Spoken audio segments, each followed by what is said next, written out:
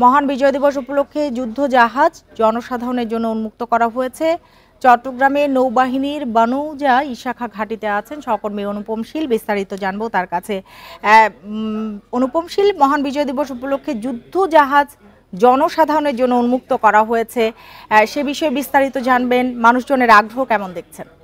বেলা 2টা থেকে মূলত এখানে বানৌজা ইশাখা ঘাটির যে জেটি রয়েছে সেই জেটির বানৌজা সমুদ্র অভিযান এই জাহাজটি মূলত এবার এখানে জনসাধারণের জন্য উন্মুক্ত করা হয়েছে।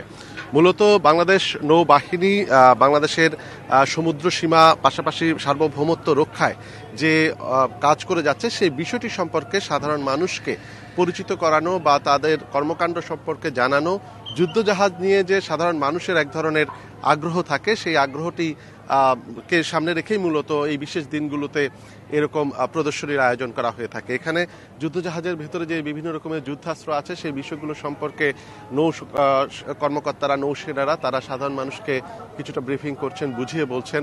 মূলত বানৌজা সমুদ্র অভিযান এটি 2016 সালে বাংলাদেশ নৌবাহিনীতে কমিশন লাভ করে এই জাহাজটি, এবং এর আগে এটি মার্কিন যুক্তরাষ্ট্রের কোস্টগার্ডের অন্তর্ভুক্ত ছিল। প্রায় 4 দশক ধরে সেটি এশিয়া প্যাসিফিক অঞ্চলে বা দক্ষিণ এশিয়া অঞ্চলে গুরুত্বপূর্ণ অনেকগুলো অভিযানে মূলত এই জাহাজটি পরিচালিত হয়েছে।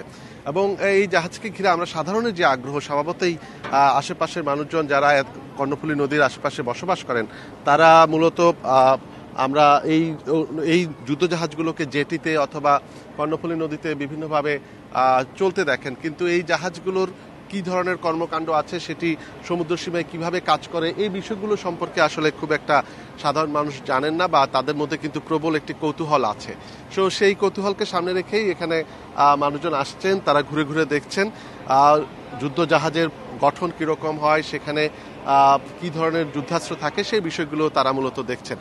আর স্বভাবতই এই বিজয় দিবসকে ঘিরে একটি উৎসব মুখর পরিবেশ ইতোমধ্যে এই নৌজেটিতে বা নৌঘাটিগুলোতে তৈরি হয়েছে। আমরা সকাল থেকে দেখছি যে ভোর থেকেই মূলত চট্টগ্রামের অস্থায়ী স্মৃতিসৌধে জনসাধারণ শ্রদ্ধা জানিয়েছেন। বিজয় মেলা হচ্ছে, বিজয় র্যালি হয়েছে বিভিন্ন জায়গায়।